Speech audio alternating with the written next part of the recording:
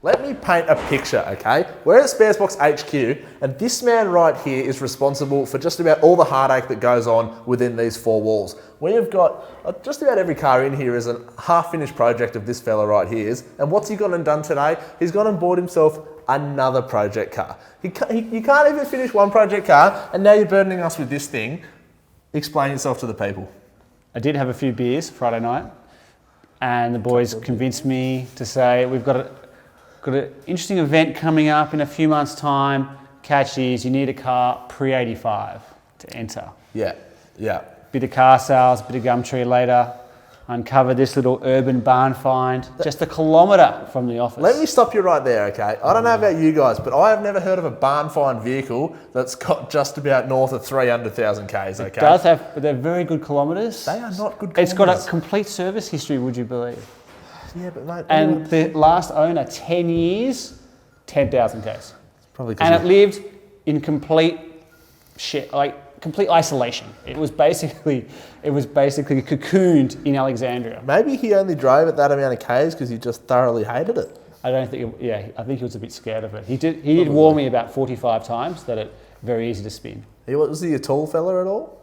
Or was he relatively short? Because the was reason I asked this question is because I jumped and took this thing for a drive around the block the other day, and I put the seat all the way back, I put it all the way down, I put the steering wheel all the way up, and my knee hit the steering wheel and just about hit me in the chin. There's not a lot of space going on inside this little bloody I think the term box. was Sam sitting on the car, not in the car. I'm sitting on the seat, not in the seat. Yeah, that's right. Well, look, the ladies love the lumps. But let me introduce you to the good selling points of this car. There's not a lot. This will be quick.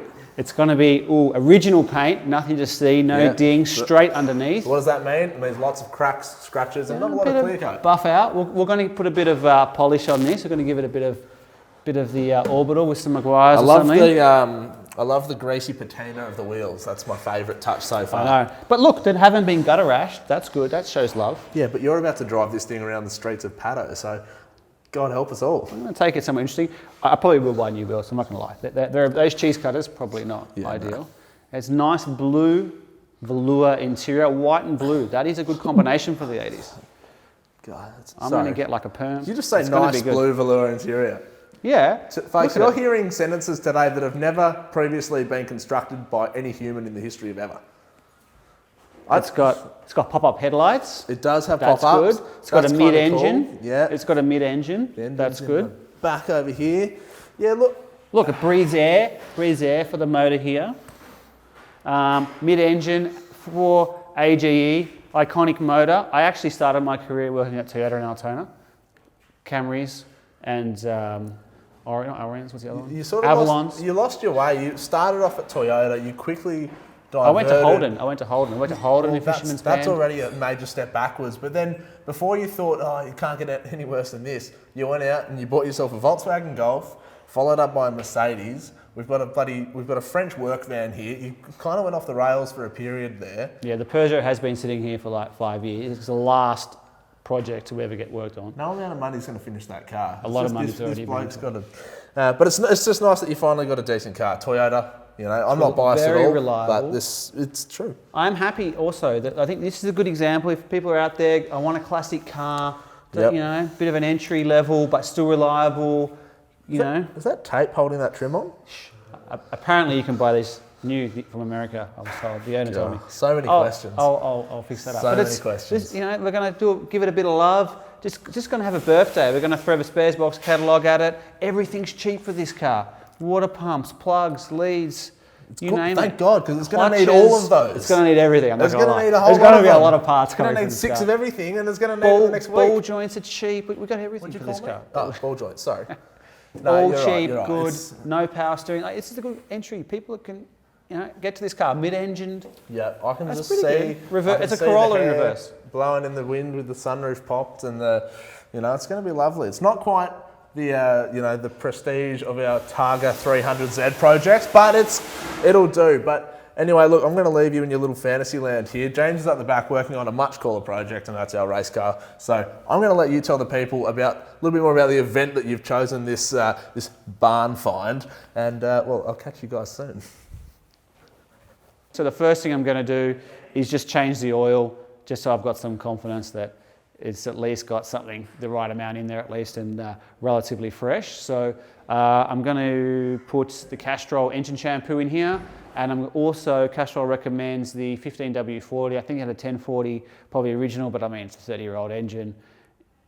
Whatever oil we've got, API certified, it's going to be a lot better than 30 years ago. So I'm sure it's not going to be too much of a problem. So I'm going to use the new Castrol anti-sludge, which I'll show you, and we'll put that in and yeah, flush it out, see how we go. Okay, I've just gone over to our Castrol wall, which Castrol nicely provided some products. So I'm going to put the new engine shampoo, so that's solvent-free engine flush basically. We'll just warm it up, put that in. So we're going to put that, and it doesn't break down any of the seals, just try and get rid of some of the sludge. Then I'm going to top it up, all 3.3 litres the internet tells me that this thing takes, of 15W40 Castrol GTX Ultra Clean. Now you might think, oh, that's a bit of a old school oil, or you know, it's a semi-mineral based one, I think. But when this engine came out, that's what was available, and that's going to be more than adequate for how I'm going to drive it. And then I'm also going to put some Fuel Doctor in there as well in the fuel tank, just to dissolve any water, deposits, those types of things. I mean, it's on so few kilometres, there's bound to be some condensation and those types of things in the tank. So we just fill that up. This will last you years. I think the first dosing takes 100, 250 mil, and then like 50 mil after that. So we've got like a litre here, so we'll be there for years using that thing up.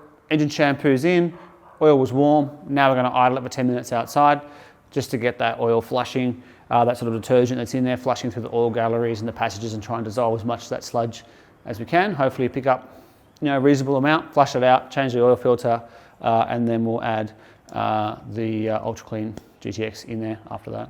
Sweet.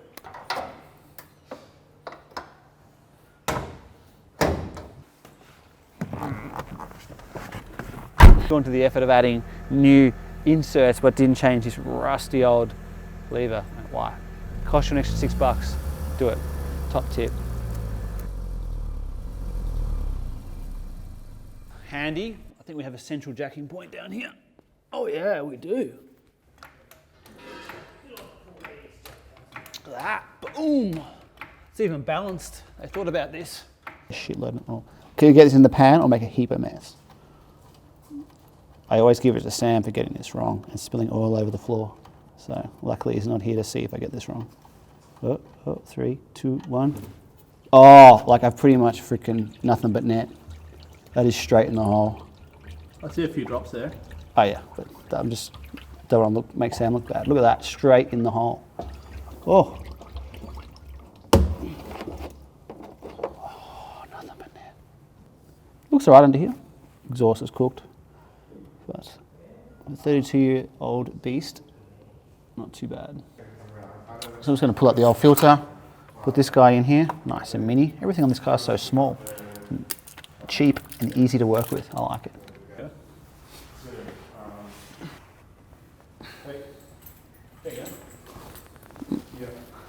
Thank you. Okay, all done. So we've flushed the engine with the shampoo. We've got the Castrol Ultra Clean in there, the 1540. Put a new Ryco oil filter, put the Fuel Doctor in the tank. Good to go for its maiden voyage. Probably take it for a bit of a spin on the weekend, just to see what it's like stock before we start doing a few extra things to it. Always good to see what the baseline is, where you start, and then hopefully improve it from here. I think it's going to be a great little car. Looking forward to it.